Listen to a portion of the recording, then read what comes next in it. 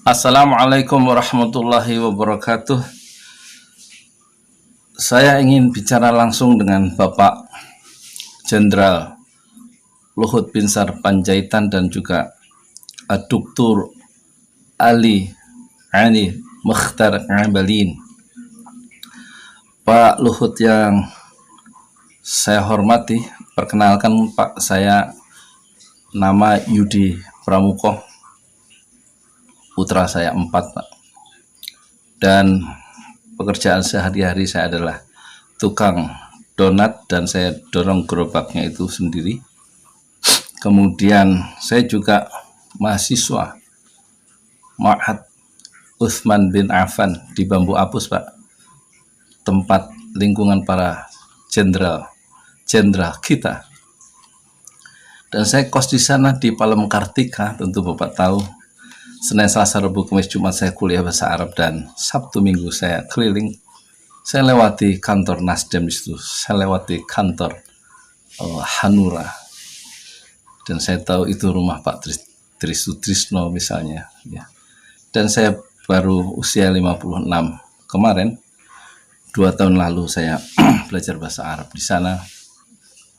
Kemudian saya cuti dulu mau belajar bahasa Inggris di kampung Inggris Pare 5 bulan. Jadi kalau Pak Luhut mau bicara bahasa Arab dengan saya layani, dan kalau Pak Luhut mau bicara bahasa Inggris dengan saya layani juga.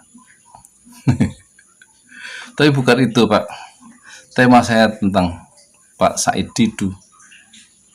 Dan saya tidak yakin Pak Luhut akan membawa Pak Said Didu ke ranah hukum kalau 2 kali 24 jam Pak Said Didu tidak minta maafkan ucapannya di YouTube itu, dan saya sudah melihat secara lengkap kritik tajam Said Didu kepada Bapak. Saya merasa wasting time, buang-buang waktu bahasa Inggrisnya, ngurusi Pak Said Didu. Biarkanlah dia tetap bersuara dengan caranya, secara merdeka, karena dia memposisikan dirinya sebagai manusia merdeka. Dan manusia merdeka, bersuara merdeka, intelektual merdeka seperti Pak Said Didu adalah dibutuhkan untuk kemajuan negeri kita bersama. Dan alangkah tidak bijaksananya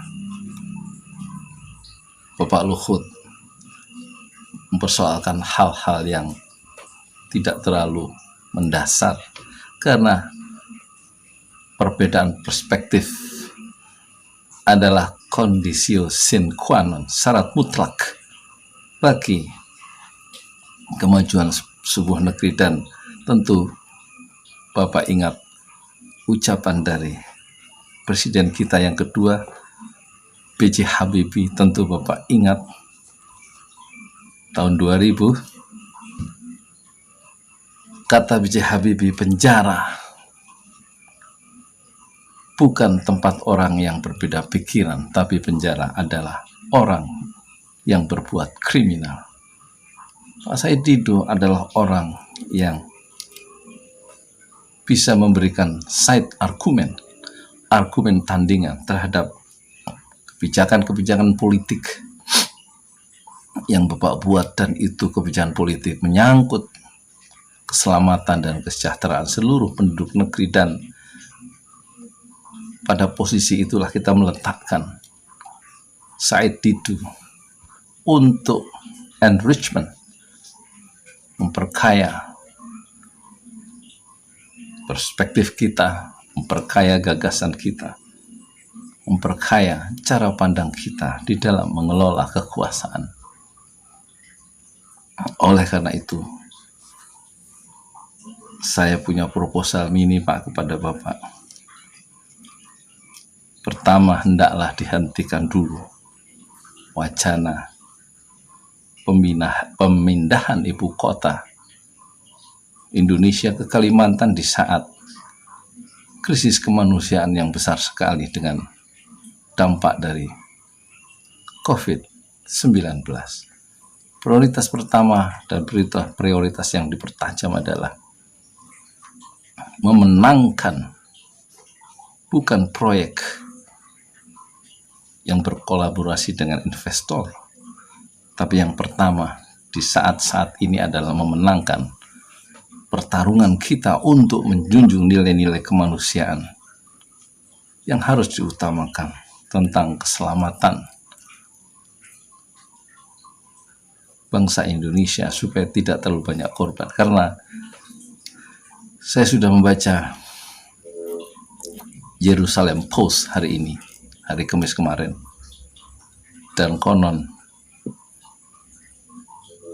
Jerusalem Post atau Israel itu negara yang paling aman untuk tempat tinggal minggu ini, menurut sebuah penilaian sebuah lembaga yang independen, karena tingkat mortality rate-nya itu paling rendah di dunia, sementara tingkat kematian akibat COVID-19 Indonesia menempati ranking pertama, yaitu 10 atau 11%, mengalahkan Amerika dan mengalahkan Italia dan juga mengalahkan Cina.